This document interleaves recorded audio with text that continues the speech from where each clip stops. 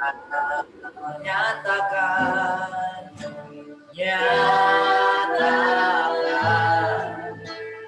curahkan,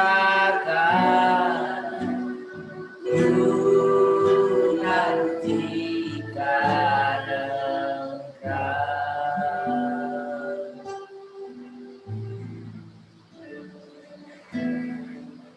Haleluya.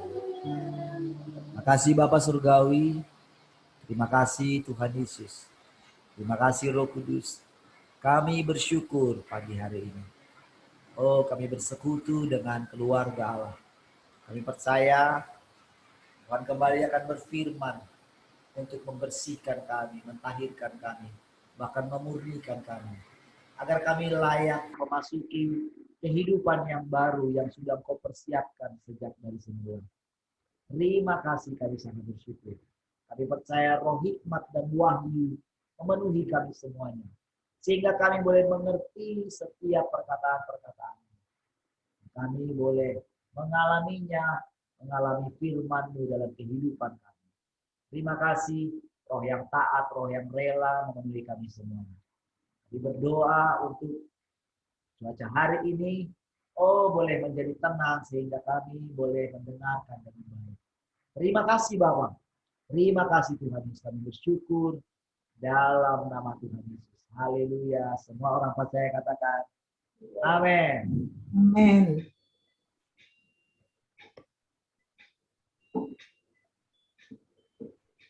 Kedengaran suara hujannya dari sana? Enggak. Kedengaran Di saya suara enggak. hujannya? Baik. Puji Tuhan. Haleluya. Saya percaya saudara, dari hari ke hari saudara, kita itu dimurnikan oleh firman-Nya. Amin. Amin. Saudara, lambat atau cepat saudara, waktunya akan tiba di mana setiap kita boleh melihat hasil daripada pekerjaan Tuhan di dalam hidup kita ini. Ya, ketaatan kita, kesungguhan kita,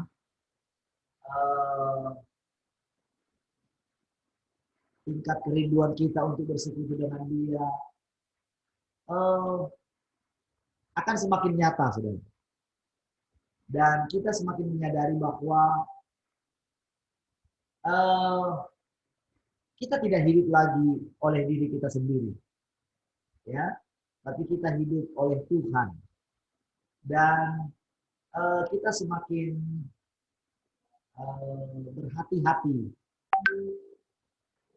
kita semakin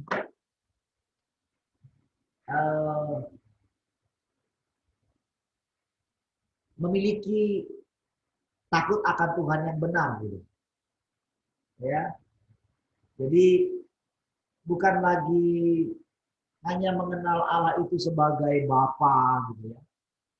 Tapi Dia sedang menyatakan kecil.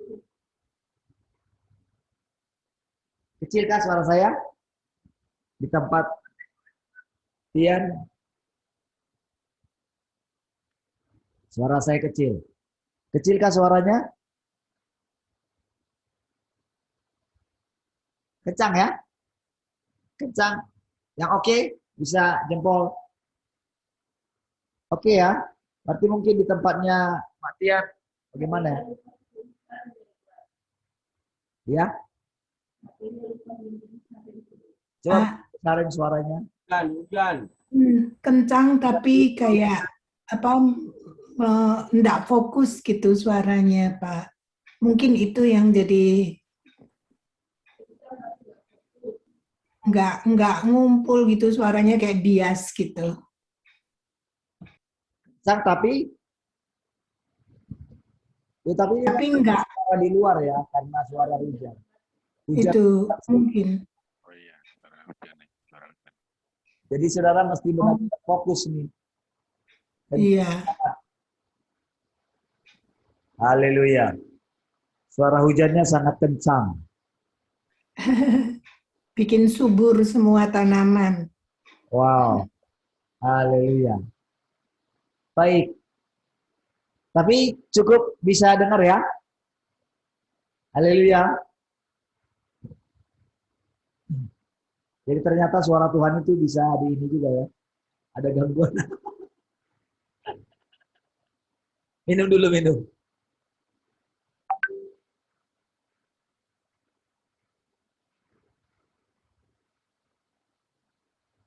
Suara, oh, oke, suara jelas katanya. Di radio suara jelas. Ya, oke. Piayu juga hujan ya? Hujan? Di Piayu juga hujan? Oh, Deras, iya. Pak. Oke, ternyata di Piayu deras juga hujannya. Batam diguyur hujan. Gitu kan. Nah, saudara,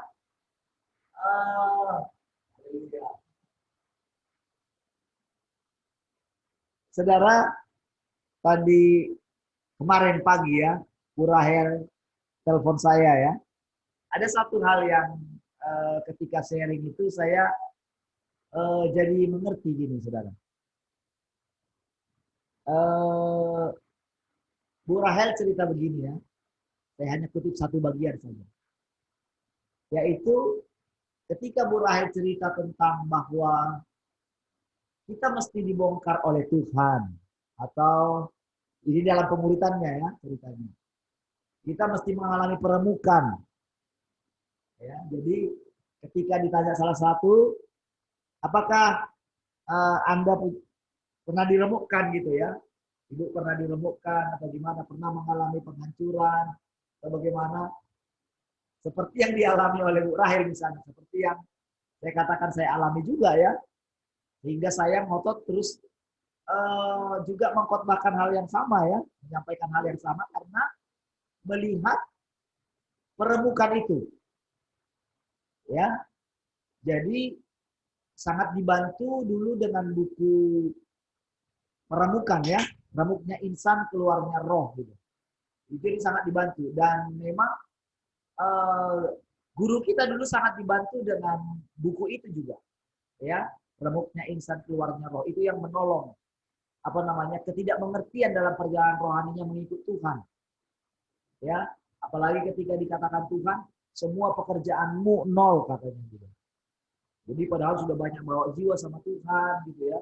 Sudah khotbah di mana-mana, hatinya juga tulus, tidak seperti yang lain gitu ya, tidak istilahnya tidak cari apa dari pelayanan itu gitu, tapi benar-benar ketulusan hati dalam melayani, tapi kok dikatakan Tuhan nol gitu.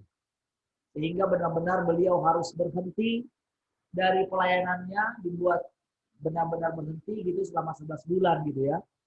Tapi beliau ditolong dengan buku itu gitu. Nah, jadi sebelum beliau juga menyampaikan itu di pengajarannya, saya sudah pernah membaca buku itu gitu, sudah pernah gitu. Jadi ternyata saudara firman yang kita terima lalu kita percayai, maka itu bekerja di dalam kita.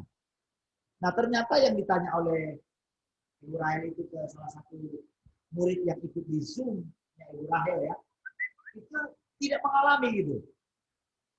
Bahkan memang mengalami bagaimana apa namanya berkat makin diberkati gitu ya.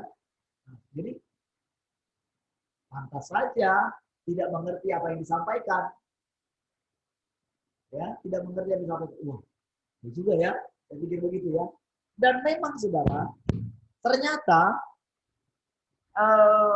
saya semakin merenungkan. Oh, jangan-jangan banyak juga di antara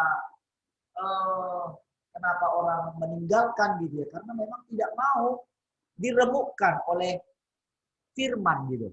Tidak menerima firman seutuhnya.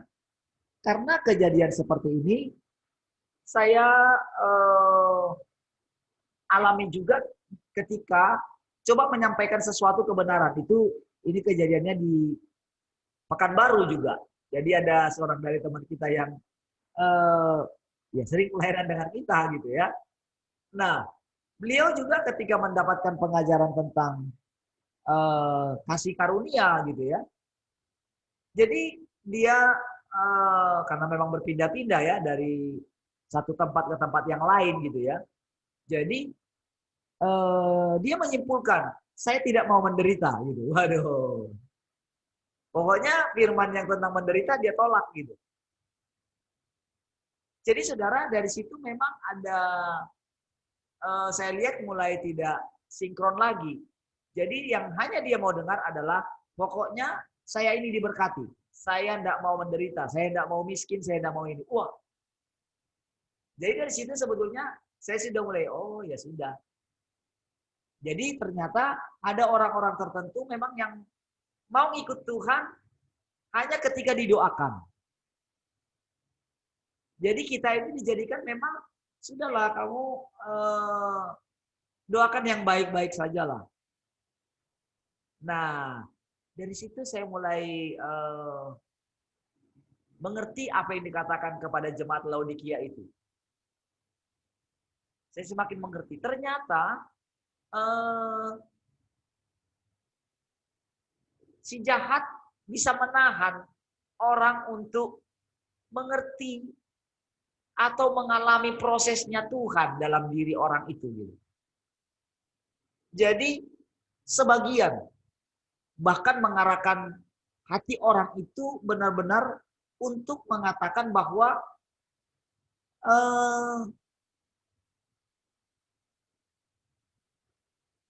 apa yang jadi justru inti daripada pekerjaan Tuhan itu benar-benar dihalangi langsung gitu. Melalui apa?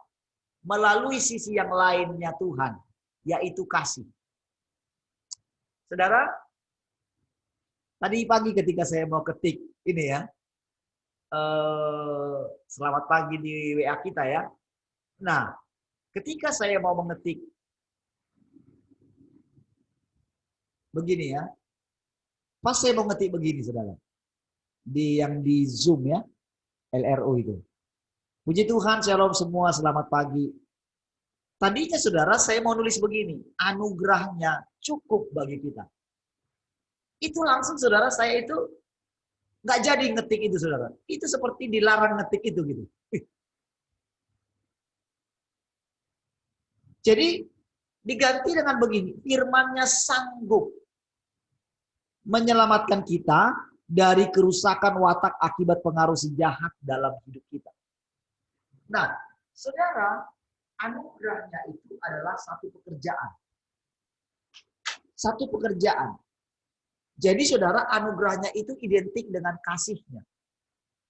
Identik dengan kesanggupan atau identik dengan segala sesuatu di luar kita. Anugerah namanya gitu. Di dalam anugerah itu ada kesabaran. Di dalam anugerah itu ada ketekunan. Nah, seolah-olah saudara, Allah itu harus sabar terus. Seolah-olah Allah itu harus tekun menekuni pekerjaan kita. Menekuni kita. Sehingga seolah-olah Allah itu harus nunggu kita terus. Sampai kapan kamu begini? Tuhan bilang kepada saya. Saya ingat saudara perkataan itu berulang-ulang saudara. Sampai kapan kamu terus begini? Sehingga saudara perkataan itu cukup membuat menantang saya. Untuk semakin tekun mencari dia. Apa sih sebetulnya?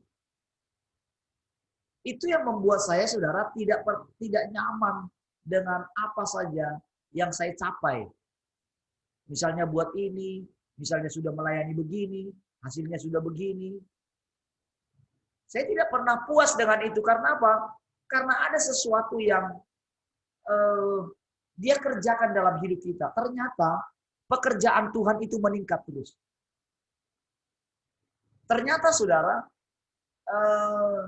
belakangan ini saudara semakin banyak diajarkan tentang hikmatnya dia. Bahkan benar-benar yang tak pernah terpikirkan. Dan itulah yang saudara dengar selama ini. Itu adalah hasil dari firman-Nya yang bekerja di dalam kita. Ya. Nah, saudara, jadi ada perkataan-perkataan yang menjadi familiar bagi kita, ternyata itu harus dirombak oleh Tuhan. Dirombak. Ternyata saudara, misalnya kita katakan begini, akan ada lagu, God is enough for me. Apa itu lagunya? Yang enough for me itu apa? Apa itu? Apa? Christ. Christ is enough for me, gitu ya. Nah, saudara, banyak orang menjadi akhirnya menjadi pasif di situ. Di dalam Kristus itu cukup bagiku, memang betul. Bisa satu ya. Tetapi saudara, cukup membuat orang berhenti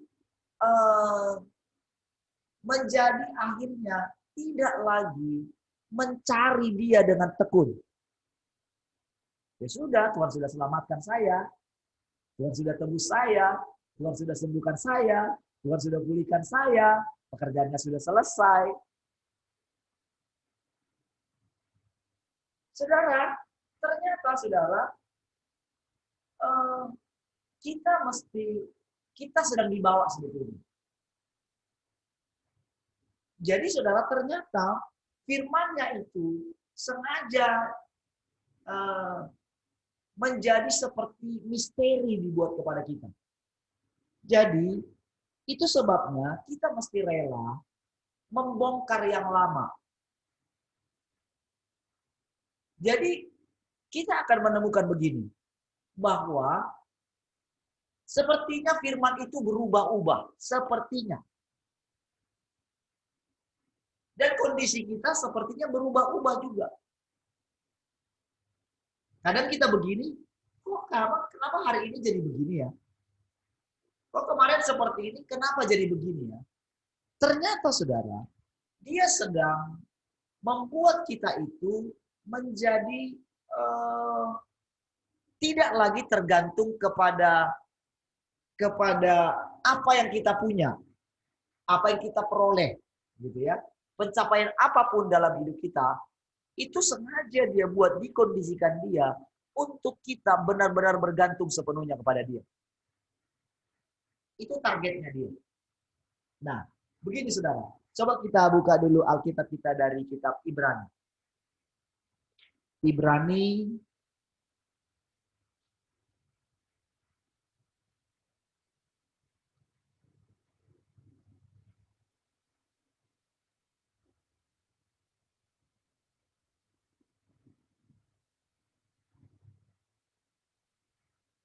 Oke.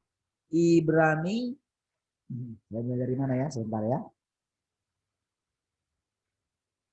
Oke. Kita mulai dari Ibrani 9 dulu. Ya. Oke. Ibrani 9 ayat 26 sampai dengan 28 ya.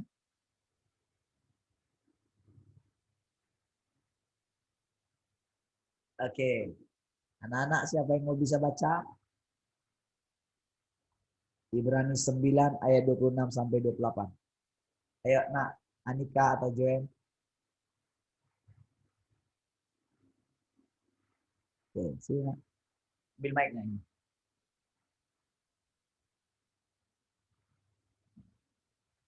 Ibrani 9 ayat.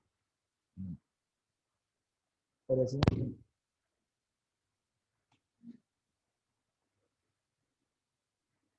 Ya, sampai ya? Oke. Ya. Ibrani 9 ayat 26 sampai 28 aja ya. Lanjut aja ya.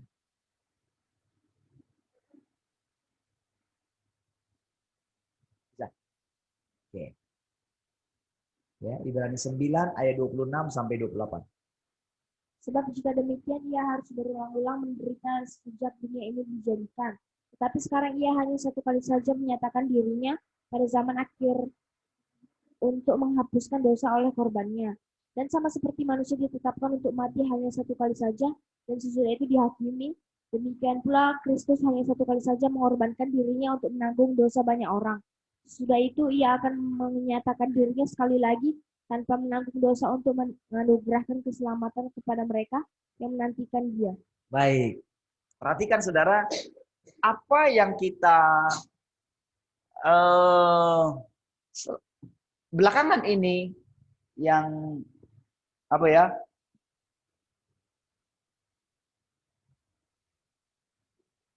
Haleluya. Kasih Bapak, biar cuaca ini tidak mengganggu kami ya untuk mendengarkan. Oke. Baik, saudara, saya memang agak terganggu sedikit karena harus seperti apa ya?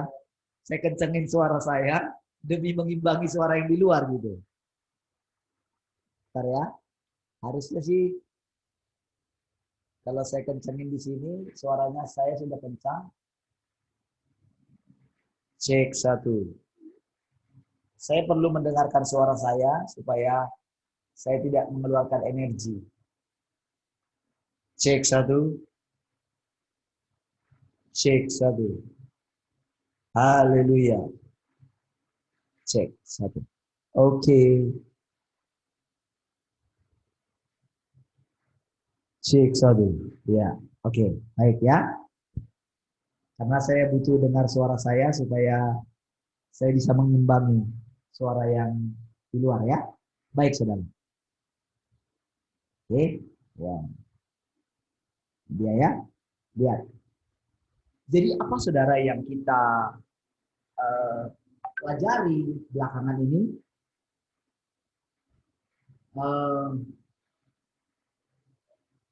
Ternyata saudara ada ayatnya. Ayat ini cukup menjelaskan kepada kita tentang tahapan pekerjaan Tuhan dalam hidup kita. Yang saya katakan tadi saudara, kalau selama ini saudara ada kesan saudara firman yang anugerahku itu cukup bagimu, itu seperti salah satunya juga membuat seperti kita tertahan di situ. Jadi saudara, saya jelaskan kepada saudara kemarin tentang bagaimana ada tahapan pekerjaan Tuhan. Taurat, lalu kasih karunia, yaitu anugerah. Taurat itu saudara, sebetulnya untuk menjebak kita. Supaya kita sadar, jadi Taurat itu sedang menunjukkan kepada kita betapa berdosanya kita. Itulah pekerjaan daripada Taurat. Oke, jadi dengan adanya peraturan-peraturan itu, lalu ditetapkan bahwa kalau kita tidak melakukan Taurat itu, maka kita itu mati. Jadi dengan banyaknya peraturan-peraturan itu, membuat akhirnya manusia itu mati. Ya, sehingga memungkinkan orang kembali kepada dia. Itulah targetnya sebetulnya. Target daripada Taurat itu. Jadi Taurat itu kudus gitu ya. Perintah-perintah. Jadi sebetulnya untuk menunjukkan bagaimana keadaan manusia itu. Oke? Nah, setelah itu kan datanglah zaman anugerah. Zaman anugerah itu adalah pengorbanan Tuhan Yesus. Itu yang dikatakan tadi saudara di ayat yang ke-26 dari 25 dikatakan, dan ia bukan masuk untuk berulang-ulang mempersembahkan dirinya sendiri sebagaimana imam besar setiap tahun masuk ke dalam tempat kudus dengan darah yang bukan darahnya sendiri. Sebab jika demikian, ia harus berulang-ulang menderita sejak dunia ini dijadikan. Tetapi sekarang, ia hanya satu kali saja menyatakan dirinya pada zaman akhir untuk menghapuskan dosa oleh korbannya. Jadi saudara, anugerah itu adalah untuk membuat hukum Taurat itu tidak punya efek lagi bagi manusia. Peraturan-peraturannya. Jadi itulah yang membuat oleh karena Kristus, aku sudah mati untuk Taurat. Kata Paulus. Ayat yang sebelumnya pernah kita pelajari ya. Nah, Jadi saudara, justru ketika kita menerima anugerah, terjadilah pertempuran di dalam hidup kita. Ya, ketika kita menerima anugerah gitu ya, mulailah terjadi yang namanya kita itu mau condong kemana? Kita mau buat ini, ternyata ini yang kita lakukan. Terjadilah dilema. Ini juga yang terjadi di dalam hidup orang percaya. Ketika semakin sungguh-sungguh dengan Tuhan, kenapa kok jadi aku seperti ini? Jadi orang sampai trauma yang namanya dengan penderitaan. Ya, jadi saudara,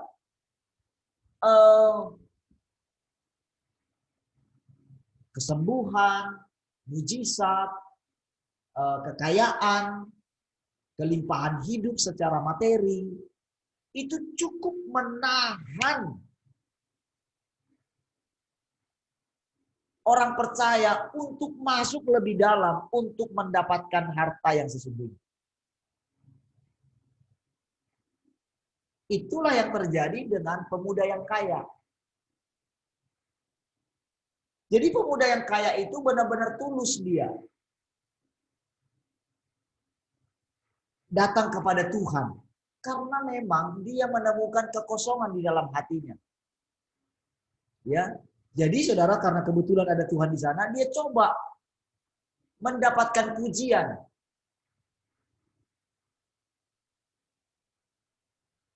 Mendapatkan sesuatu yang mungkin sedang menguatkan kepercayaannya dia.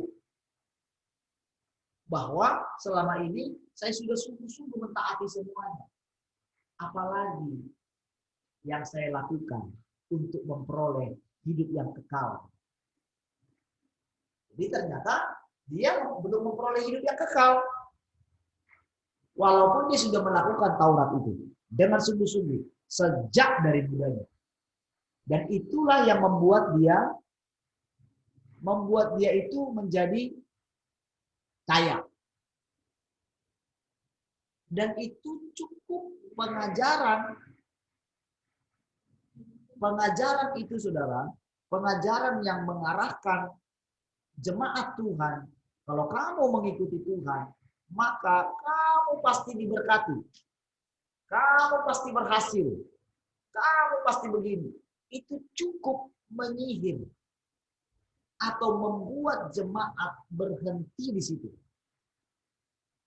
Jadi saudara, itu cukup sebetulnya yang paling menghentikan orang untuk mendapatkan hidup yang kekal adalah pengajaran yang tidak seimbang itu, saudara. Jadi saudara, orang percaya benar-benar harus digoncang, saudara. Sekali lagi, kata firman Tuhan, dia bukan hanya menggoncang langit saja atau bumi saja gitu, tapi langit juga katanya kan. Coba kita lihat sebentar. Coba lihat Ibrani pasal yang ke-12 ya. Kasih tanda yang tadi ya. Ibrani 12 ayat 28. 26. Waktu itu suaranya menggoncangkan bumi. Tetapi sekarang ia memberikan janji. Satu kali lagi aku akan menggoncangkan bukan hanya bumi saja, melainkan langit juga. Selama ini saudara, pengertian kita, langit itu kan kayak alam roh. Tapi alam roh yang dimaksud itu adalah apa saudara? Seringnya penguasa-penguasa kan yang di udara ini kan. Seringnya begitu kan? Padahal saudara, itu sebetulnya artinya adalah sorga. Coba kita lihat bahasa Inggrisnya.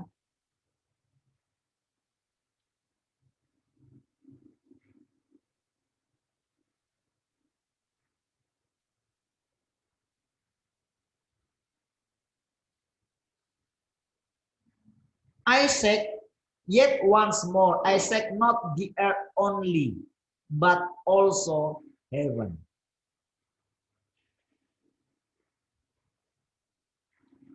Saudara, itu King James ya. bilang seperti itu. Jadi bukan hanya bumi saja. Jadi bumi itu kan materi ya. Tapi saudara, sorga itu kan alam roh. Tetapi memang bahasa Indonesia kita selalu menerjemahkan heaven itu entah kenapa jadi langit.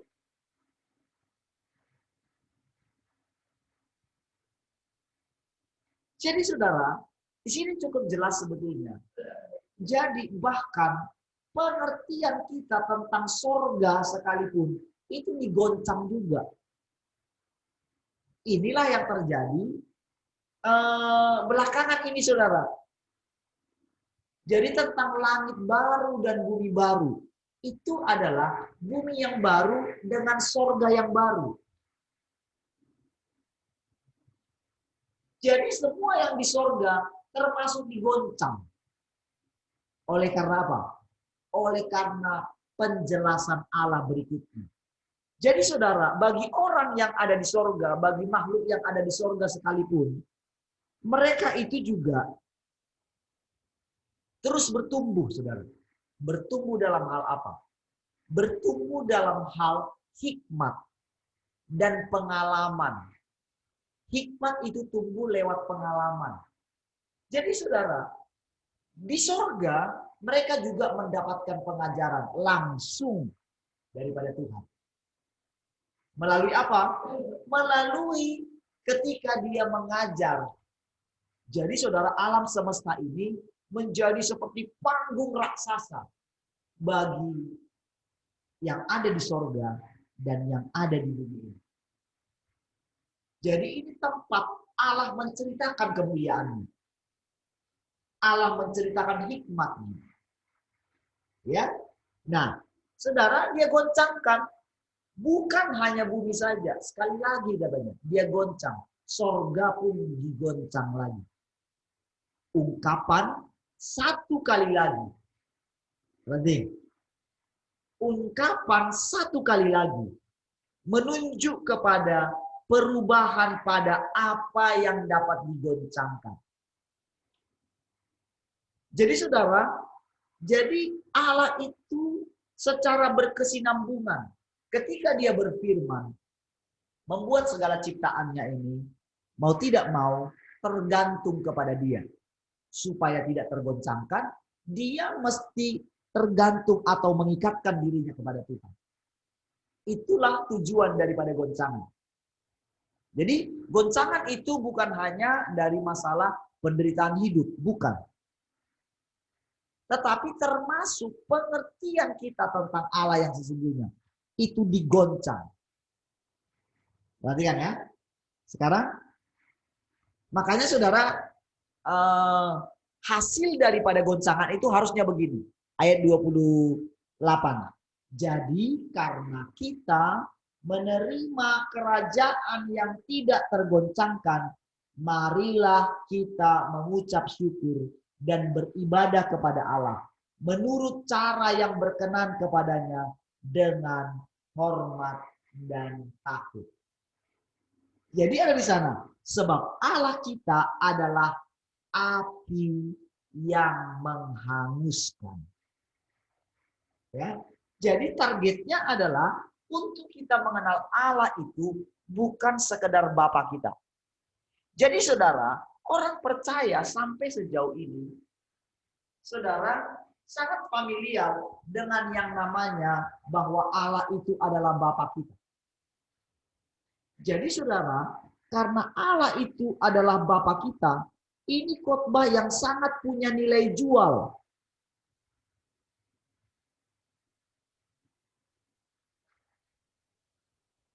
Untuk membuat orang itu merasa wah sudahlah, pokoknya jangan kasih koma, jangan kasih titik gitu ya, tapi kasih koma katanya.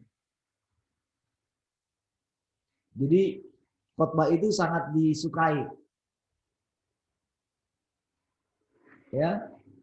Yang pengkhotbahnya ini sudah meninggal, saudara. Pengkhotbah yang muda itu, yang dari hidupnya dari narkoba, tapi karena ada yang kasih koma sama dia, sehingga dia menjadi seorang pendeta yang luar biasa. Itu pengagumnya banyak sekali, saudara. Jadi ketika dia meninggal kemarin ya, wow, itu dari mana-mana, saudara. Anak-anak muda sangat menggandrungi gitu. Jadi bahkan diulang-ulang lagi, orang pada buat statusnya. Salah satunya khotbahnya yang terkenal adalah jangan kasih titik, tapi koma. Artinya Allah belum selesai dengan saya. Tetapi itu mengarahkan kepada membuat orang ya sudah. Tetapi itu cukup juga membuat orang itu berhenti di situ. Dan Allah tidak puas dengan itu.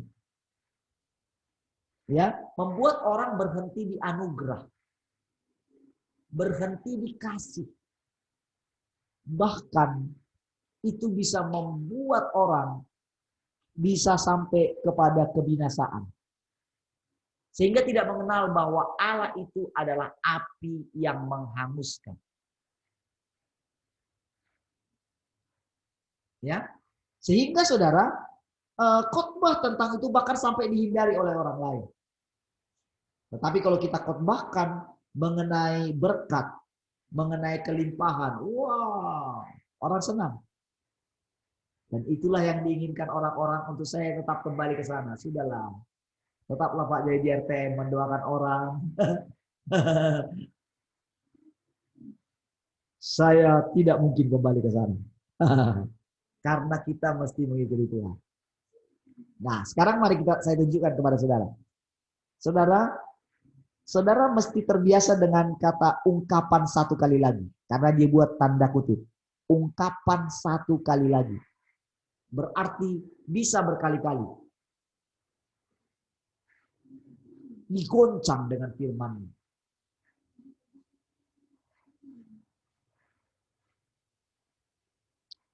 Baik. Mari kita lihat Ibrani pasal 9 tadi. Ya. Haleluya. Ayat yang ke-26 tadi ya.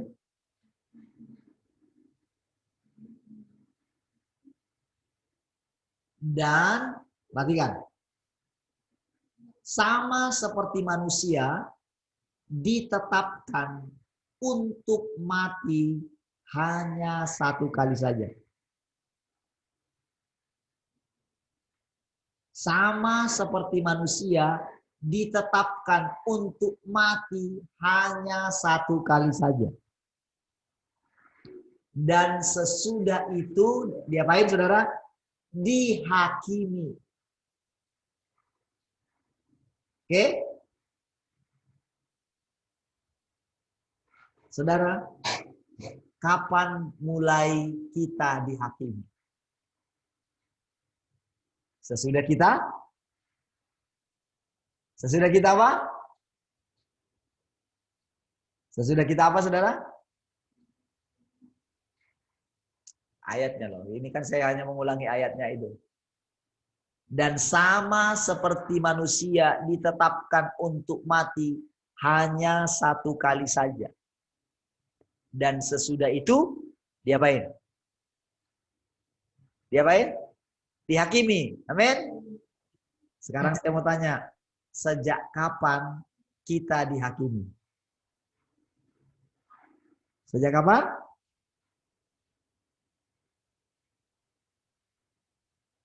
Nggak ada yang bisa jawab kah?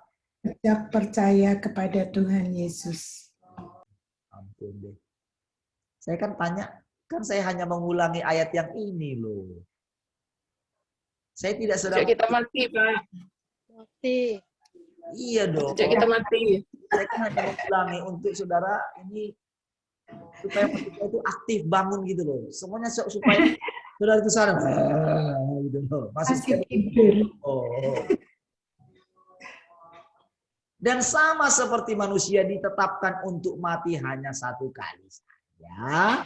Dan sesudah itu dihakimi. Makanya saya tanya, sejak kapan kita dihakimi? Sesudah kita mati.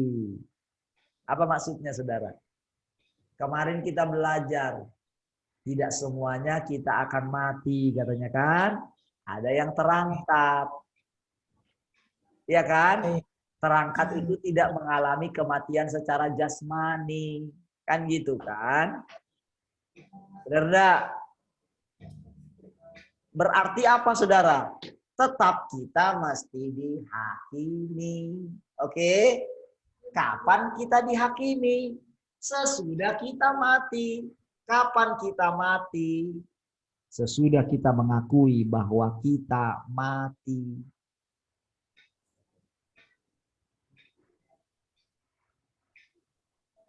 Jadi saudara, selama ini saudara, orang menunggu-nunggu mati. Makanya tidak dihakimi. Karena dihakimi itu konotasinya itu negatif. Padahal dihakimi ini dari perspektifnya Allah itu positif.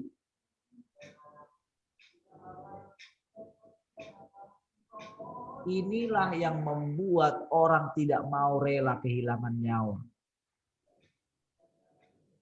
Karena tidak mengerti pekerjaan Allah di dalam kita selanjutnya. Perhatikan, saya kaget sekali saudara ketika mendapatkan ayat ini ya.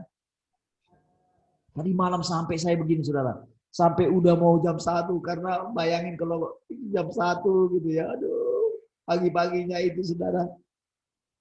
Rasanya kalau sudah bunyi alarm jam 4 kurang 10 gitu ya. Tadi saudara, istri saya bangun ke toilet itu jam 3.45 gitu. Alarmnya belum bunyi kan? Belum. Jadi begitu saya lihat berarti paling 5 menit. Saya sudah mau adjust gitu itunya ya waktunya gitu. Karena berat sekali gitu. Begitu lihat jam berapa? Saya tidur di lantai gitu ya. Nah, saya rasanya mau adjust itu jam gitu ya. Karena alarm saya itu saudara, alarm kami itu kencangnya suaranya. Ayo bangun, bangun, bangun. Itu direkam sama anak-anak ya. Itu bangun, bangun, bangun. Itu boleh sangat menjengkelkan memang. Ketika paling lagi anak, bangun, bangun. Itu mereka lomba-lomba kayak paduan suara gitu. Rekam untuk alarm itu gitu. Mereka yang buat. Jadi kan itu 2 kali bisa setiap nanti jam 4 bunyi lagi. Jadi 4:10 kalau sempat kita tertidur jam 4 pas itu masih bunyi gitu. Jadi kalau lagi bunyi itu udah matikan alarm itu. Karena kan lagi ngantuk sekali kan. Nanti kan, orang kita ditolong sama alarm itu kok bangun. Begini saudara. Ya. Perhatikan. Jadi ketika saya itu tadi malam saudara itu benar-benar saudara saya itu rasanya gitu seperti disangkakan saudara dengan kebenaran ini. Padahal kita sudah berkali-kali mengucapkannya. Namun ketika ada ayat firman Tuhan yang menjelaskan ini, itu saya cukup kaget. Loh, ternyata jelas ada dalam Alkitab. Kenapa tersembunyi selama ini ya?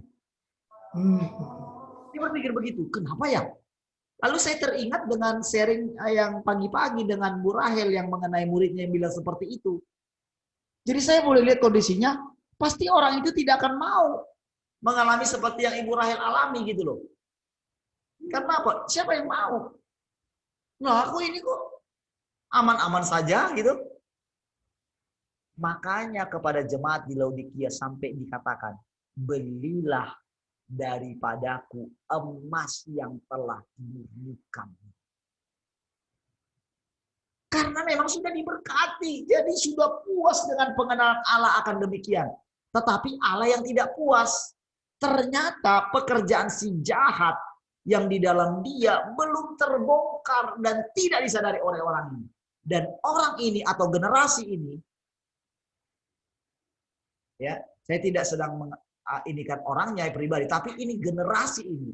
Generasi yang sudah nyaman dengan pekerjaan Allah yang sangat menyenangkan, dengan korban Tuhan Yesus. Tuhan Yesus sudah mati di atas kayu salib, menyelesaikan segala sesuatu. Makanya saudara lagu tadi saudara, Siapakah aku ini? Dengan apa akan ku balas Tuhan selain. Saya berarti sudah nggak mau puji dan sembah Engkau. Karena saudara, orang sudah terbiasa dengan lagu rohani. Seolah-olah Tuhan itu senang kalau kita itu nyanyi memuji Dia. Padahal hati kita jauh dari Dia. Padahal ketika firman-Nya mau tegur kita, kita nggak mau. Kita lebih suka mempersembahkan lagu pujian untuk Dia. Sehingga di masa sekarang, orang suka dengan begini menyembah Tuhan dengan pujian. Terhanyut di situ. Padahal pekerjaan Allah adalah ingin membongkar nih, ini loh keadaanmu. Dia pakai apa? Pakai firman, saudara.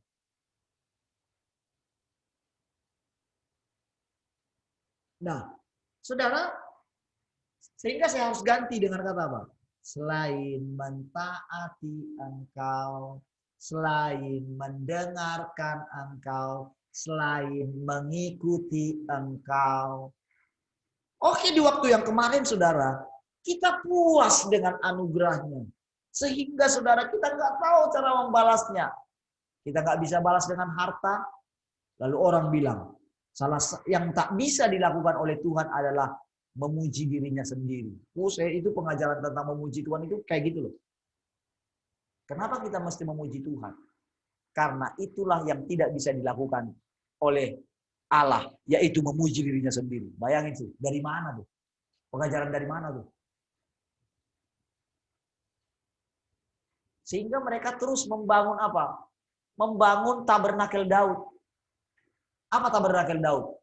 Pujian, penyembahan, dan doa. Sehingga sibuk terus membangun menara doa di mana-mana. Yang mereka lakukan adalah beribadah. Beribadah, tapi dalam arti menyanyi untuk Tuhan. Mungkin sambil nangis-nangis kali, tapi sambil mengharapkan, merasakan hadirat Tuhan. Yang menyenangkan dia, yang menenangkan dia. Kalau lagi gundah gulana, pengen merasakan hadirat Tuhan, pengen dijamah oleh Tuhan, pengen dikunjungi oleh Dia secara adikodrati. Sampai-sampai iblis yang memberikan sensasi hadirat Tuhan, dianggap mereka itu hadirat Tuhan yang asli. Sayang enggak?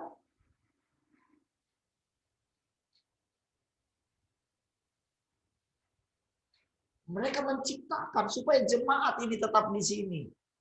Mereka tidak berani mengkhotbahkan tentang yang namanya bagaimana Allah itu menggoncang kita.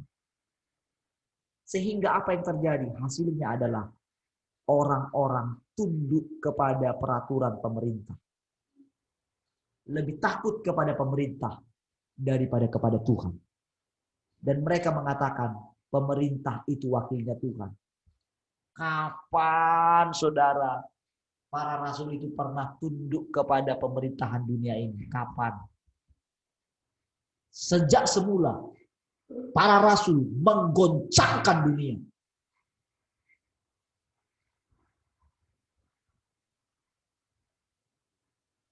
Tapi kenapa sekarang kita lihat? Kenapa justru mereka yang mengajak semua orang? Bahkan, saudara, saya katakan sama saudara, di hari Minggu yang kemarin, gereja menjadi pusat vaksinasi. Ada beberapa tempat di Batam ini. Hari Minggu loh, saudara. Bukan hari lain. Dan itu di FB saya karena FB Gembala, saudara. Jadi salah satu gereja di GBI gitu. Buat jam prime time, jam 10 itu prime time-nya ibadah. Dibuat vaksinasi di situ. Coba saudara bayangin. Apakah tidak digenapi bahwa bait suci itu diinjak-injak?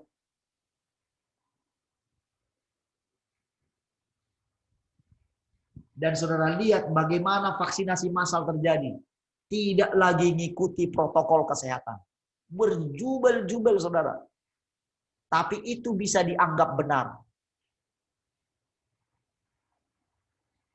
Itu asli loh berjubel-jubel saudara. Itu di Batam beberapa tempat seperti itu. Berjubel-jubel saudara. Nggak ada lagi yang namanya protokol kesehatan. Tapi demi yang namanya vaksinasi itu dianggap benar. Bayangkan betapa kacaunya. Sampai bayangin saudara, sampai nggak bisa mendengarkan suara Tuhan.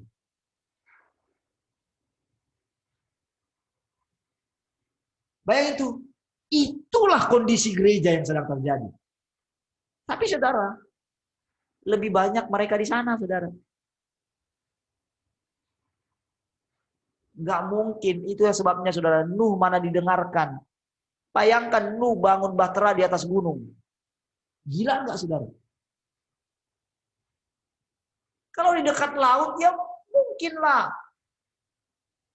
Bayangkan saudara ketika dia bangun bahtera di atas gunung itu saudara. Dia selalu berkhotbah kepada orang. Setiap kali, kalian siapkan diri kalian. Ketika ditanya orang, untuk apa kamu buat bahtera? Di atas gunung lagi diketawain. Untuk apa? Kamu udah gila ya Nuh ya? Kamu mau ikuti Allah yang mana sih? Enggak lah, mana mungkin. Dunia ini akan runtuh. Mana mungkin Allah itu menghanguskan kita? Mana mungkin? Saya dengarkan. Bayangkan. Sendirian Nuh. Puji Tuhan ada istrinya yang menguatkan dia. Anak-anaknya pun masih mengikuti dia. Berarti saudara, anak-anaknya ini lihat bagaimana hidupnya bapaknya. Dalam menyembah Tuhan. Dalam mendengarkan suara Tuhan. Itu yang sedang dikatakan kedatangan Tuhan seperti waktu Nuh. Salah satu seperti waktu Lot.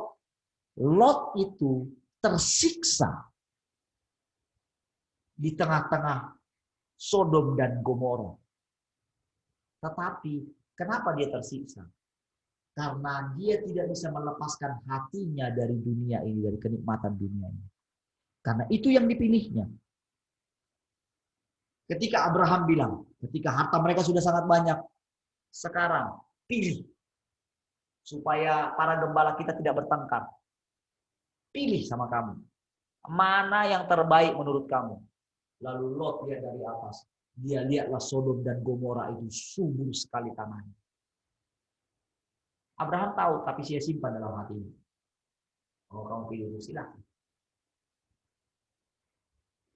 Dan itu yang terjadi bagaimana saudara, bagaimana Lot itu pernah suatu kali harus diselamatkan oleh Abraham. Gitu. Dan puncaknya adalah ketika harus dihanguskan Sodom dan Gomora. Lot dikatakan orang benar. Saudara, Abraham, saudara, kenapa dia tawar-menawar dengan Tuhan? Karena apa? Dia ingat ponakannya di situ. Ketika dia ingat ponakannya, dia ingat bagaimana kehidupan ponakannya. Dia sudah punya ini, punya itu. Itulah hati manusianya. Tetapi Allah lebih melihat apa yang sedang terjadi kepada Lot. Bagaimana Lot tidak bisa keluar dari kenikmatan dunia. Saudara, inilah yang ditunjukkan Allah kepada orang yang mengalami perjumpaan dengan Tuhan yang benar. Benar saudara, mereka itu berjumpa dengan Tuhan. Tapi mereka membuat Allah itu stuck di zaman anugerah. Sehingga mereka terus menantikan Tuhan. Tapi yang mereka nantikan adalah sesudah mereka menikmati kehidupan yang enak di sini, lalu mereka masuk surga, istirahat, ongkang-ongkang kaki. Sehingga surga pun harus digoncang. Sehingga saudara, kemarin kan Pak Nasir bilang, wah menjadi tidak menarik dong. Jadi ketika kita bilang sama orang, sorga yang mana lagi yang mau kita bilang? Ketika saya bilang sama saudara, kita selisih jalan sama Tuhan. Kita mau ke sorga, Tuhan malah ke bumi. Nah lo, tergoncang nggak? Ketika bilang neraka, sebetulnya apa gitu ya? Wow, tergoncang. Karena apa? Karena kita pikir begini, enak sekali orang. Nggak ada neraka. Saudara lihat nanti neraka yang mengerikan. Bahkan begini saudara, dikatakan Allah itu sebetulnya api yang menghanguskan. Jadi saudara, racun daripada pengajaran yang lama, kirbat yang lama, nggak bisa menampung anggur yang baru. Anggur yang baru harus disimpan di dalam kirbat yang baru. Ya. Demikian pula Kristus. Jadi ingat ya, sesudah, jadi saya baru ngerti saudara. Kenapa ya? Apa yang membuat saya baru ingat saudara? Ketika saya dapat kebenaran, hidupku bukan aku lagi, tapi Kristus yang hidup. Ketika saya berkali-kali mengucapkan, Parlin sudah mati, Parlin sudah mati, Parlin sudah mati. Ternyata itu kebenaran. Wow. Jadi ketika ternyata saudara seperti dijebak oleh perkataan Tuhan sendiri. Lewat mulut saya. Pasti dong terjadi dulu dengan hidup saya dong. Karena Tuhan ingin menyelamatkan saya. Sehingga saudara lihat saya jadi kayak Parhatasada.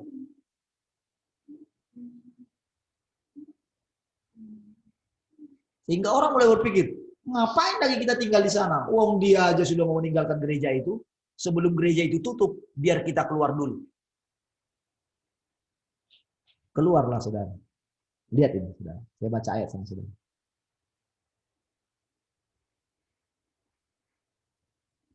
Demikian pula Kristus hanya satu kali saja mengorbankan dirinya untuk menanggung dosa banyak orang. Itu pekerjaan yang pertama. Pekerjaannya Tuhan. Pekerjaannya Tuhan yang datang pertama kali.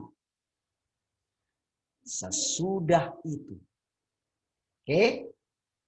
Dia dikorbankan hanya satu kali saja, saudara. Sesudah itu, ia akan menyatakan dirinya. Menyatakan dirinya ini adalah, kalau di bahasa Inggrisnya, appear. Appear itu, saudara, menampakkan diri. Coba saudara lihat. Karena kebetulan saya lihat ini ya.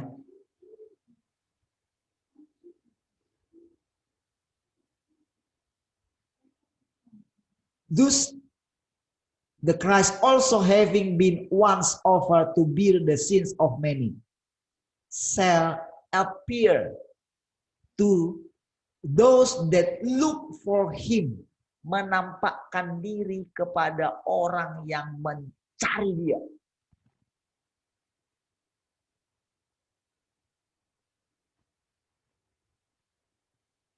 Jadi saudara, dia sedang menampakkan diri kepada kita. Percayalah.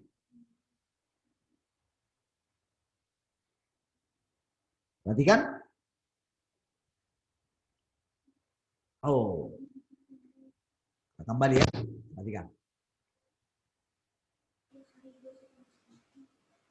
Tanpa menanggung dosa. Tetapi untuk menganugerahkan keselamatan kepada mereka yang menantikan dia. Jadi begini saudara. Ini benar-benar saudara, ayat ini kalau tidak disingkapkan melalui mereka itu saudara. Saya benar-benar, jadi tadi malam itu saudara ketika saya baca ini. Saya sampai begini. Sampai benar-benar saya turun dari tempat tidur saudara. Saya taruh handphone saya di lantai. Saya sampai begini saudara. Itu sudah jam 1 saudara. Sampai saya baca begini, oh Tuhan, kenapa ayat ini tersembunyi? Jadi kenapa orang menantikan Jadi orang menantikan kedatangan Tuhan yang kedua itu nggak jelas untuk apa. Sementara mereka belum dihakimi, saudara. Yang sudah mati ya iya, mereka dihakimi di sana. Mereka akan melihat kehidupan dengan jelas. Ini loh keadaanmu. Sekarang kamu tergantung dengan orang yang hidup ini. Kamu perhatian, kamu lihat nih.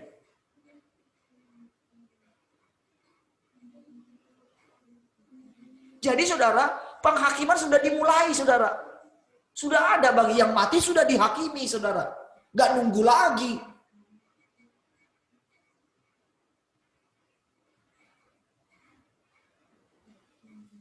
Jadi kalau selama ini, saudara, khotbah orang-orang ingin mengikuti Tuhan supaya mendapatkan mahkota, itu dibongkar. Terbukti, saudara, tua-tua ketika ada di tahtanya Tuhan, mahkota mereka lempar. Lalu kita mau mencari mahkota. Berarti kan kita masih punya kepentingan dong. Kita masih hitung-hitungan dong. Apalagi ingin mendapatkan dua-dua. Mendapatkan kekayaan di bumi, lalu mendapatkan juga di surga. Enak sekali, saudara. Sementara watak yang di dalam ini tidak dibongkar. Sehingga ketika orang mengkhotbahkan, masuklah kepada kebahagiaan Tuhanmu.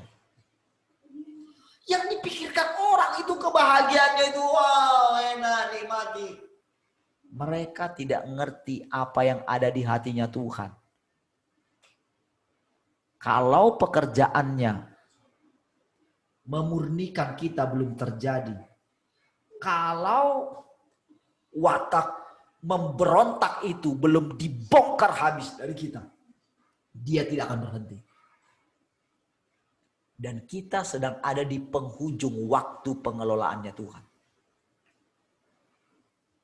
Jadi kalau saudara masih ngelawan apa gitu, silahkanlah, lawanlah, pertahankanlah kebenaranmu. Allah sedang datang, saudara, kepada saudara seperti api yang menghanguskan. Kalau saudara belum gentar dan duduk di kaki Tuhan, gak membuat firman itu benar-benar di atas saudara, masih saudara punya asumsi, oh Tuhan itu begini, saya pun mengenal Tuhan. Terserah, saudara.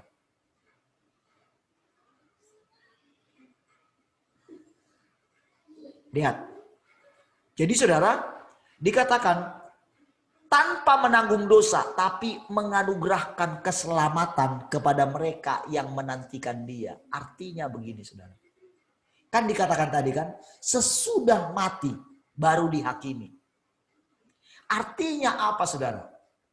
Artinya begitu kita mati bersama dengan Kristus. Kan namanya kita dibaptis kan kita mati kan? Ya enggak? Artinya dibaptis kan begitu kan? Sebetulnya kan? Kita sudah mati bersama dengan Kristus. Jadi sebetulnya saudara, ketika kita dibaptis, itu kita mengalami kedatangan Tuhan yang pertama untuk untuk menebus dosa kita. Supaya kita beroleh keberanian percaya untuk menghampiri Dia. Jadi saudara, dengan korbannya Tuhan, kita nggak perlu takut lagi seperti Adam. Jadi Adam itu dengan satu dosa saja tidak bisa kembali kepada Allah. Jadi saudara, satu dosa dengan semua dosa yang kita lakukan itu sama. Makanya dikatakan, Yesus mengatakan, hendaklah kamu sempurna. Itu adalah pancingan kepada kita. Bahwa Allah itu sempurna. Hanya dengan firman-Nya lah baru kita boleh melihat apa namanya kesempurnaan itu. Jadi mengucap syukurlah saudara. Kalau ada yang dipakai manusia menghantam pola pikir saudara.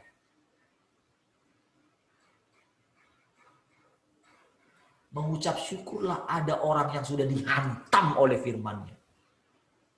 Yang sudah lebih dulu ditusuk oleh firman itu sendiri saudara. Tapi tusukan itu awalnya memang menyakitkan. Tetapi begitu dia masuk ke dalam, terjadilah penyembuhan, saudara. Terjadilah keselamatan. Itulah makna daripada kedatangan Tuhan yang kedua kali. Sebelum nanti benar-benar dia menampakkan dalam wujud tubuh kemuliaannya.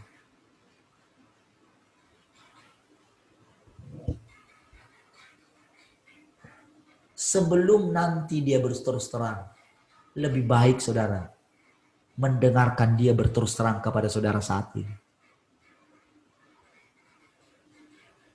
Bayangkan di usianya Benny Hinn yang kesekian, yang sudah melayani, wah nggak tahu lagi gimana. Belakangan baru dia menemukan yang namanya, dia dibawa di gerbang sorga, dia takut sekali. Dia pikir dia akan langsung masuk. Tapi Tuhan bilang sama dia apa? Kamu nggak boleh masuk. Apa nggak pucat pasi dia, saudara? Tapi saudara, ketika dia pulang, dia coba menjelaskan kepada orang. Siapa yang dengarkan itu? Sehingga benar saudara, yang dikatakan oleh si orang kaya itu. Si Abraham kepada si orang kaya itu. Ketika si orang kaya itu bilang, suruhlah Lazarus hidup lagi untuk mengingatkan saudara. Tidak.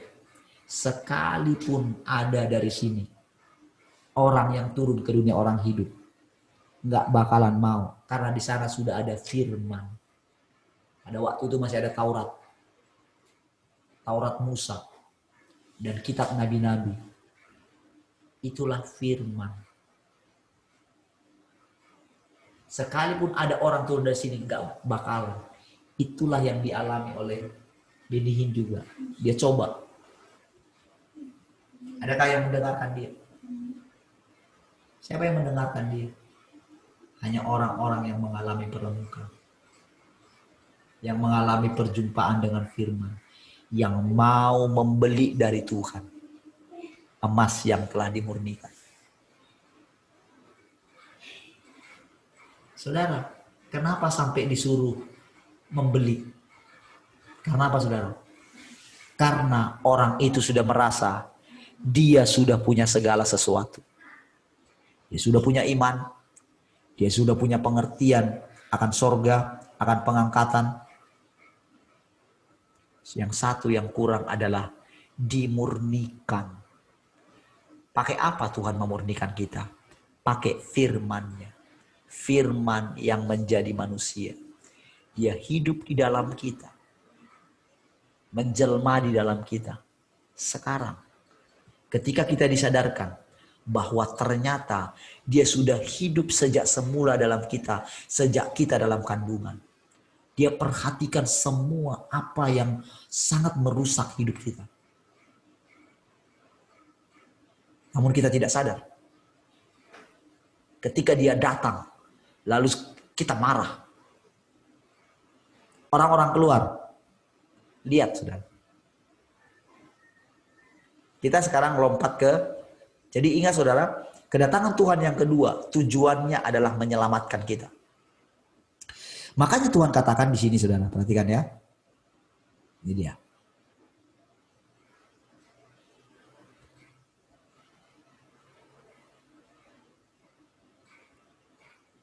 Di ya. Lihat. Ibrani 10 ayat 9. Dan kemudian katanya,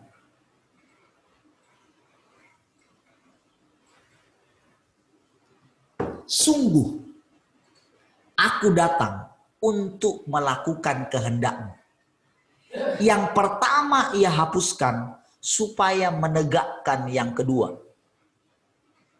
Dan karena kehendak-Nya inilah kita telah dikuduskan satu kali untuk selama-lamanya oleh persembahan tubuh Yesus Kristus. Kita dikuduskan. Kita benar-benar itu diselamatkan oleh karena korbannya. Oke? Jadi lihat Ayat 12. Tetapi ia setelah mempersembahkan hanya satu korban saja karena dosa, ia duduk untuk selama-lamanya di sebelah kanan Allah. Makanya dikatakan, Kristus itu harus tinggal di sorga. Sampai waktu pemulihan segala sesuatu.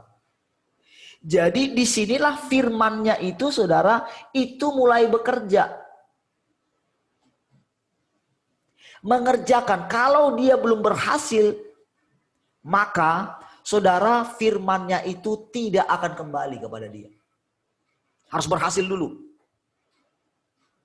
Di mana firman itu dikatakan, saudara? Jangan kamu berkata, siapa yang naik ke sorga untuk membawa firman itu turun. Firman itu ada di dalam mulutmu. Tahu saudara kenapa saya katakan kepada saudara? Berulang-ulang dengerin, tonton coba. Dengerin ulang. Sudah saya bilang saudara, anggap bila perlu saudara isolasi si Parlin ini saudara, supaya saudara dengarkan perkataan Tuhan sendiri. Parlin ini bisa menjadi batu sandungan bagi saudara, karena Tuhan Yesus juga menjadi batu sandungan dan batu sentuhan. Makanya Tuhan Yesus bilang begini saudara,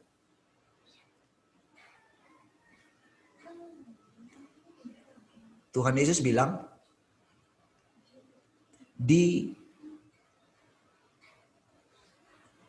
Yohanes 12. Nggak usah saudara buka, langsung saya baca saja. Dan jikalau seorang mendengarkan perkataanku, ayat 47. Jikalau seorang mendengar perkataanku, tetapi tidak melakukannya, aku tidak menjadi hakimnya. Oke? Aku, dia secara manusianya.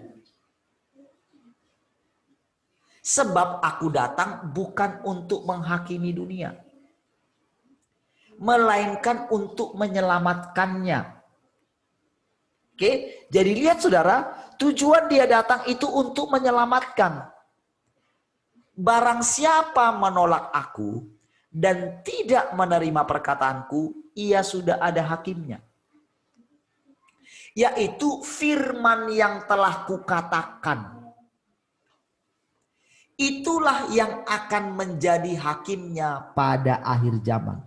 Jadi kedatangan Tuhan yang kedua kali itu adalah untuk menghakimi.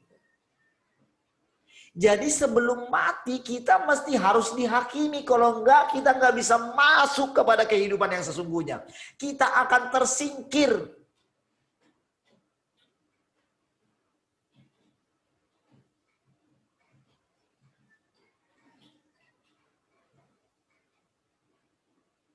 Tetapi saudara, kalau ketika jadi beberapa hamba Tuhan yang meninggal waktu kena COVID itu saudara, penghakiman katanya dimulai dari rumah Tuhan. Beberapa hamba Tuhan yang di Bandung itu.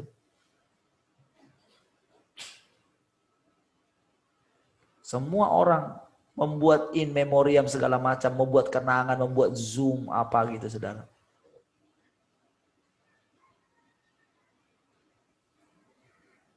Saudara nggak tahu cerita aslinya di alam roh bagaimana. Seperti ditarik dari api. Saudara nggak tahu bagaimana penderitaan mereka di sana. Bagaimana kertak gigi. Baru melihat kenyataan yang aslinya. Pekerjaan mereka tidak ada yang didapati sempurna.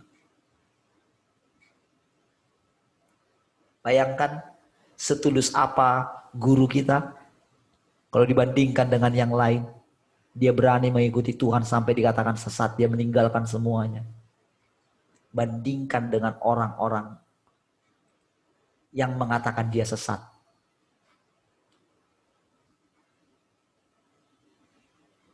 Sudah saya katakan saudara. Guru kita saja nggak sampai seperti itu. Gimana in memoriam segala macam. Tapi orang-orang itu, saudara lihat bagaimana viralnya mungkin. Tapi nggak tahu apa yang terjadi di alam roh. Guru kita mengalami peremukan selama hidupnya. Sudah mengizinkan. Memang sih untuk tingkatnya saudara mungkin ya Tuhan yang tahu lah. Karena masing-masing kita ini diuji oleh Dia. Kita tahu kemarin saudara. Jadi ada investnya Dia dalam hidup kita. Investnya guru kita dalam hidup saya. Sangat banyak. Salah satunya adalah bagaimana mendengarkan Tuhan, suara Tuhan secara sederhana itu cukup menolong saya. Cukup menolong saya. Dulu saya yang menanti-nantikan Tuhan di menara. Sampai ngantuk-ngantuk. Gak dengar-dengar suara Tuhan. Iya saudara, saya orang yang menanti-nantikan Tuhan loh saudara. Saya lakukan banyak hal, berpuasa ini segala macam. Sehingga saudara, ketika kami waktu itu mendapatkan suara Tuhan, saya secara pribadi harus keluar dari kenyamanan itu. Itu benar-benar saya dapat. Makanya dibandingkan dengan teman-teman yang lain yang keluar dari sana. Ternyata apa saudara? Keadaan yang terjadi bukan lebih baik daripada yang kami tinggalkan. Lebih parah iya. Sehingga saudara, saya harus mengatakan saudara berkali-kali saudara. Ketika saya katakan, aduh kok sampai di sini. Ketika datang firman kepada mereka, serahkan itu kembali. Karena itu semua pelayanan yang lama. Kalau yang kita di Tembesi, saudara, asli kita mulai dari nol. Kalau mereka punya pelayanan yang lama. Penggalan yang lama. Ketika mereka dapat firman, serahkan. Mereka serahkan, mereka pertahankan.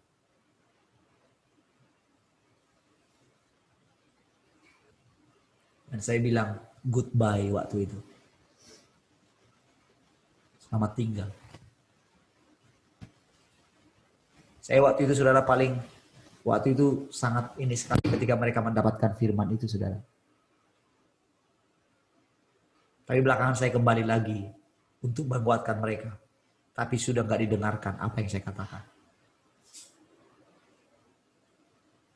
Jadi saudara ketika ada mereka yang ini bilang, ketika saya bilang, saya tidak terima vaksin sama sekali. Sekalipun saya harus masuk penjara untuk itu, lebih baik saya masuk penjara daripada terima vaksin. Tapi orang itu malah menunggu vaksin. Itu perbedaan yang sangat kontras sekali. Tapi saya nggak mau lagi berargumen apapun itu, saya nggak mau berargumen. Saya menolak bantuan dari pemerintah. Orang itu, apa salahnya? Harus terus membujuk saya supaya saya terima kembali bantuan pemerintah. Saya menolak. Karena saya tahu ada jebakan di sana. Walaupun memang pemerintah tidak tahu, tapi pasti ada jebakan. Itu milik dunia. Dan tahukah saudara apa yang sedang terjadi sekarang? Kenapa orang rame-rame divaksin? Tahu kenapa? Karena diiming-imingi. Kalau tidak punya sertifikat, tidak boleh mendapatkan bantuan pemerintah. Itu yang buat berjubel. Tidak boleh ngurus ini, tidak boleh ngurus itu. Harus tunjukkan itu. Saudara, kita nggak bisa bohongi Tuhan. Kita nggak bisa bohongi Tuhan, saudara. Apa tujuan kita? Kita mau keselamatan dari dunia ini atau keselamatan dari Tuhan? Perhatikan. Sebab aku berkata-kata bukan dari diriku sendiri, tetapi Bapa yang mengutus aku. Dialah yang memerintahkan aku untuk mengatakan apa yang harus aku katakan dan aku sampaikan. Itu Tuhan Yesus. Dan Tuhan Yesus yang sama itu ada di dalam saudara dan saya. Saya berani mengatakan ini karena saya sadar hidup saya bukan saya lagi, tapi Kristus yang hidup dalam saya. Jadi termasuk Parlin ini mendengarkan apa yang dikatakan oleh Tuhan. Sekalipun melalui mulut saya. Itu yang saya lakukan setiap hari. Supaya saya diselamatkan. Saya tidak sedang menganggap diri saya itu lalu saudara marah-marahin saudara. Tidak. saya terapkan itu terhadap diri saya sendiri. Karena ada yang menyampaikan kepada saya, mulut siapa yang dipakai? Mulut siapa yang dipakai untuk menghakimi saya?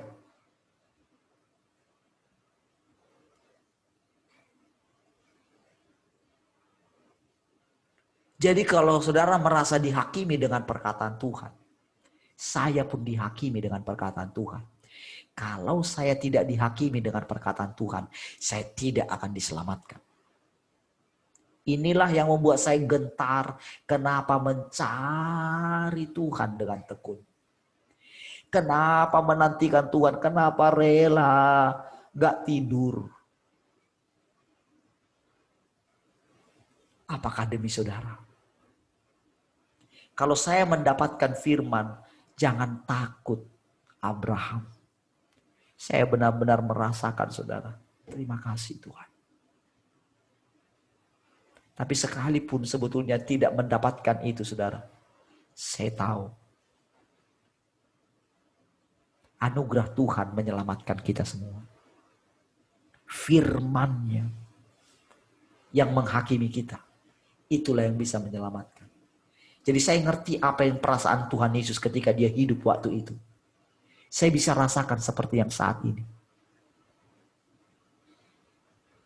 Makanya dia katakan, enggak, aku berkata-kata bukan dari diriku sendiri. Entah apa sikap orang terhadap saya tidak peduli. Tapi saya pun menundukkan diri kepada firman yang sedang keluar dari mulut saya. Itu saya lakukan dengan ketat dalam kehidupan saya. Jadi saudara, tanda kita itu menanti-nantikan Tuhan adalah kita benar-benar menerima dia. Jadi sebetulnya kedatangan Tuhan yang kedua kali itu adalah diterima. Bukan dinanti-nantikan. Percayai. Dia sudah datang kedua kali, yaitu untuk menghakimi. Penghakiman dimulai dari rumah Tuhan.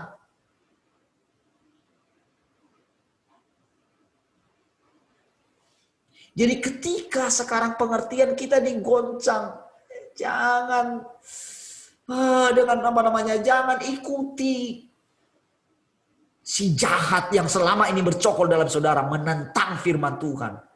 Karena saudara bukan sedang menentang manusia. Saya sudah katakan, kita ini sama-sama mendengarkan firman Tuhan. Karena ketika saya dihakimi,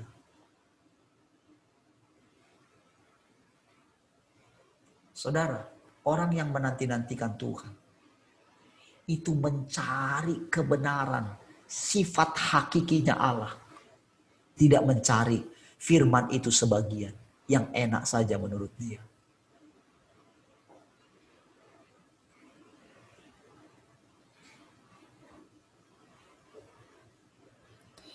Dan aku tahu bahwa perintahnya itu adalah hidup yang kekal.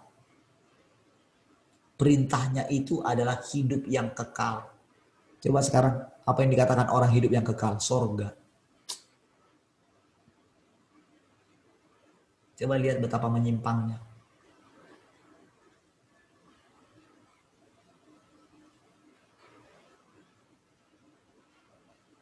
Saudara, perintah itu, mentaati perintahnya, itu baru namanya masuk hidup. Berarti kalau menolak firman-Nya, tidak mentaati firman-Nya, berarti masuk kepada kematian yang kekal. Itu dibalik saja.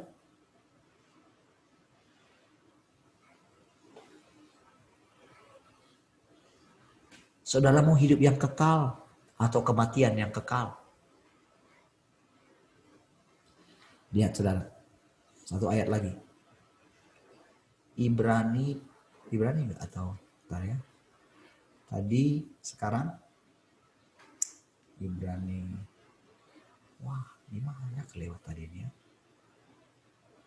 Oh iya, Ibrani 10 ayat 37. Ya, lihat. Sebab sedikit, bahkan sangat sedikit waktu lagi, dan Ia yang akan datang sudah akan ada. Gimana tuh bilangnya tuh? Ia yang akan datang sudah akan ada tanpa menangguhkan kedatangannya. Berarti kan ini kan 2000 tahun yang lalu kan dituliskan. Atau 1900 tahun yang lalu kan. 1930 tahun yang lalu. Paulus mendapatkan ayat ini. Ia sebab sedikit bahkan sangat sedikit waktu lagi.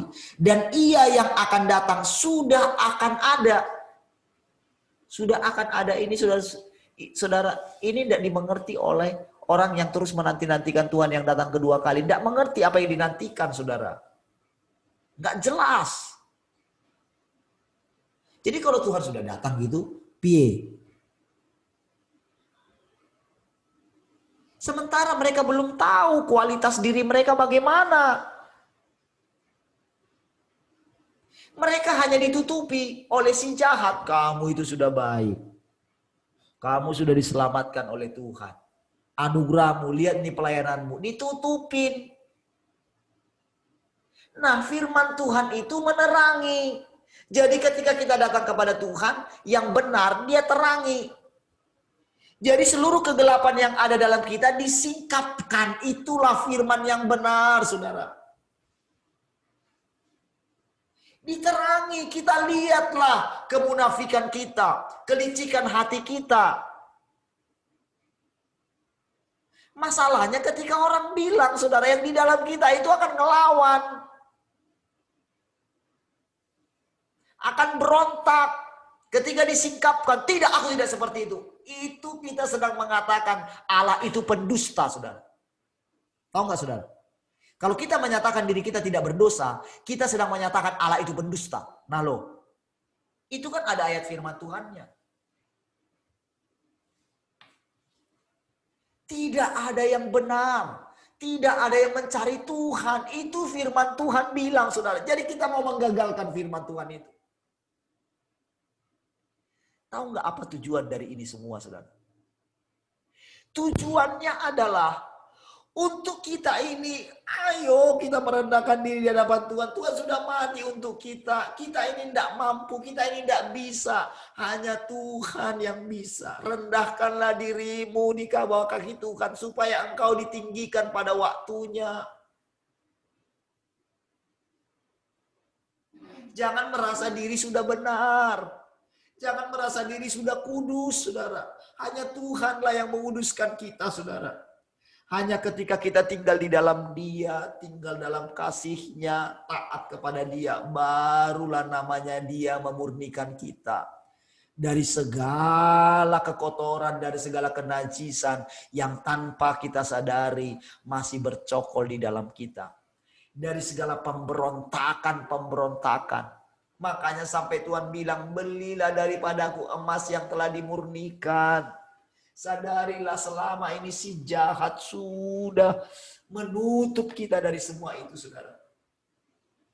Dia pakai orang-orang Farisi, para hamba Tuhan untuk menutup itu semua dengan pengajaran-pengajaran yang sebagian itu, saudara.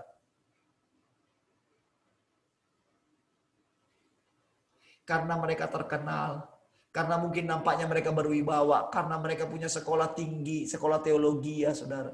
Mereka pintar mungkin. Tidak seperti Parlin orang bodoh ini. Sehingga orang lebih mendengarkan hamba Tuhan yang terkenal itu. Kita itu mesti mendengarkan Tuhan. Jadi ketika firman itu keluar dari mulut ini, saudara. Tahu nggak? Itu jadi membuat mau tidak mau, saudara. Itu pedang bermata dua kepada orang yang mengeluarkan ini. Waktu dikeluarkanlah dari mulut ini, saudara. Disitulah firman itu bekerja. Kapan saudara mendengarkan?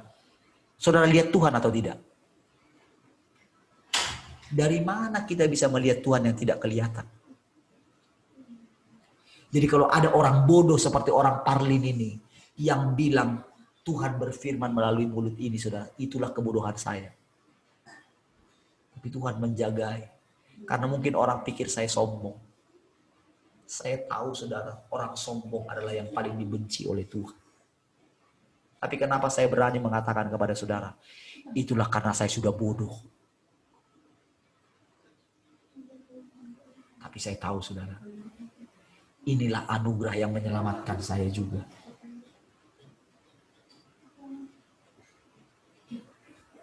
Saudara, tidak apa-apa orang bilang apapun. Tapi saya tahu saudara, perkataan jangan takut Parlin, akulah perisai. Itu cukup menguatkan saya saudara. Itu cukup menghibur saya. Perhatikan saudara ayat berikutnya. Terakhir.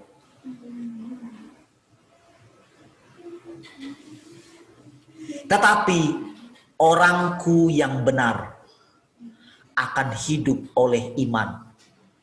Dan apabila ia mengundurkan diri, maka aku tidak berkenan kepadanya. Tetapi kita bukanlah orang-orang yang mengundurkan diri. Saudara, firman ini datang kepada saudara. Pilihan ada di tangan saudara. Saudara mau mengundurkan diri atau tetap tinggal di dalam Dia. Saya sudah bilang sama saudara, saya bukan lagi gembala saudara. Saya bukan pemimpin saudara. Kita ini sesama saudara. Tetapi kita bukanlah orang yang mengundurkan diri dan binasa. Tetapi orang-orang yang percaya dan yang beroleh hidup. Itulah sebabnya saudara, awal-awal kita diiming-imingi dengan hidup selama-lamanya. Pilihan di tangan saudara. Mau mati nanti atau sudah mati saat ini saja. Pilihlah. Anggaplah kematian Kristus sudah kematian saudara. Izinkanlah Dia memurnikan saudara lewat firman. Takutlah akan Dia. Ciumlah kakinya dengan gemetar saudara. Takutlah kepada Allah yang adalah api yang menghanguskan.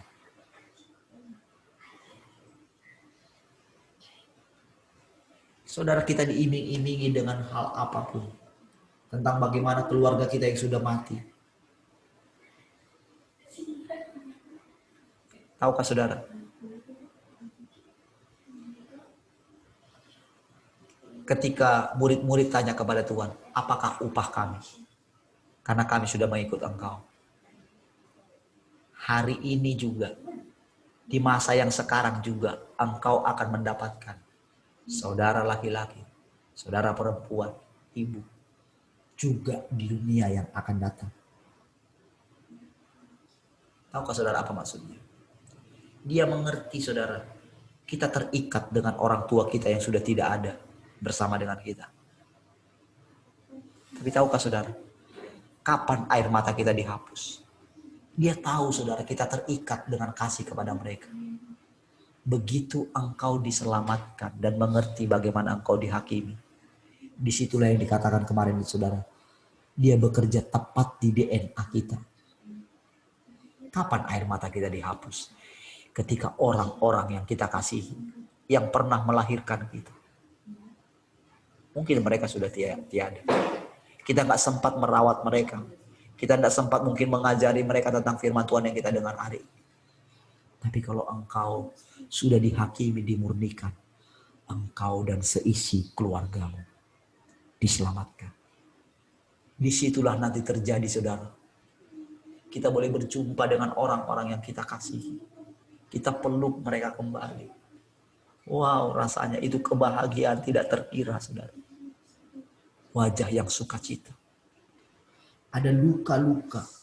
Ada kesedihan-kesedihan di dalam roh kita yang selama ini tertimbun mungkin. Kita melupakan mereka. Seperti film Koko itu saudara. Mereka pun dilupakan. Itu satu kesedihan saudara. Tetapi saudara, ketika kita menjelang kepada hidupnya, lihat saudara, bagaimana sekarang saudara, oleh karena pengenalan kita akan Allah, mereka pun beroleh. Tepat hari ini, mereka mendengarkan firman Tuhan. Itu sistem kerjanya Allah. Satu orang diselamatkan, seisi keluarga diselamatkan. Jangan takut terhadap Tuhan, saudara. Dia yang menerkam, tapi dia yang membalut dan memeluk, saudara. Dia yang melukai, tapi dialah yang menyembuhkan kita. Itu firman. Rangkullah firman Tuhan. Tunduklah kepada firman Tuhan. Kita semua, termasuk saya ini, saudara. Saya semakin menyadari kenapa ya Tuhan, kok bisa aku sampai bisa sekarang mencari Engkau tiap pagi. Kenapa ya Tuhan? Ternyata karena firman ini yang bekerja. Kristuslah yang jadi upah kita. Semua yang ada di dunia ini sementara sifatnya. Bukan itu yang dianugerahkan kepada kita, tapi dirinya sendiri. Itulah yang dia berikan kepada saudara. Allah itu sendiri.